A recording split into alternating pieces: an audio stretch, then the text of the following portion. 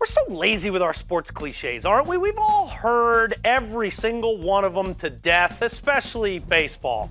It's not a sprint, it's a marathon. How many times have we heard that? But you know what? We've heard it so much because it's actually true. In this Twitter age, we love being right. We love calling it, oh, the Indians are done. The Twins are in first, Indians are done. The whole West it's over, the Astros have won. In reality, I know we're well into the season and we think we've learned some stuff and maybe some expectations of how good the Rockies would be, have not quite been accurate because the Rockies have been awesome. And I don't know anyone that thought they would be this awesome.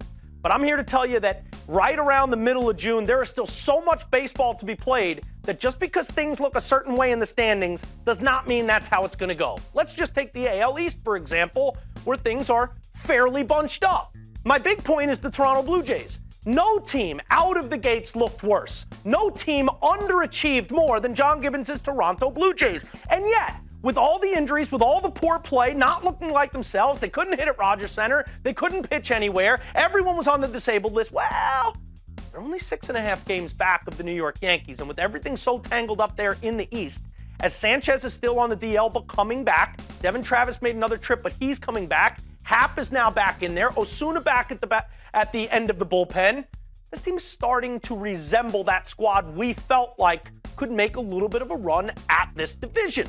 I'm not saying they will, but there's also that thing called the trade deadline, and you never know. We've seen Toronto add David Price, and with some of these other teams lacking some things, like the Orioles lacking pitching and the Yankees lacking some experience, and the Red Sox just looking like they lack that killer instinct that they had when Big Papi was there, this whole thing is wide open. And even though we're several games into the season, don't count the Blue Jays out, especially now that they've gotten healthy.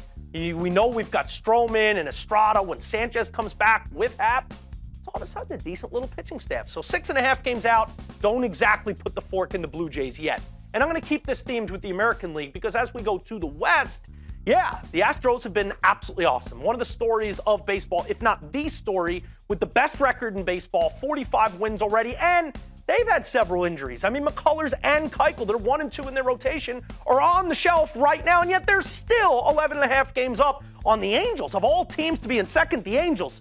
But that team I'm looking at is the Texas Rangers. I know Cole Hamels is making a rehab start tonight. Tyson Ross is getting back to the bump tonight as well. Carlos Gomez back in action pretty soon here.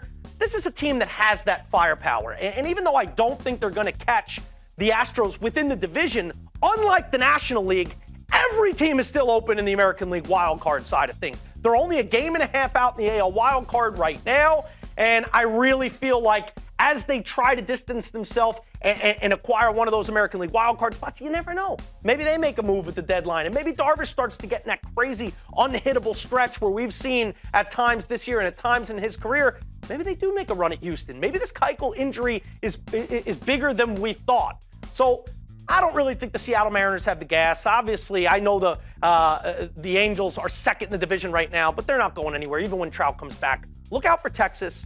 Look out for Toronto. I still think they could make things interesting in the American League. Best idea ever tonight. Remember, it's a stupid cliche, but it's true.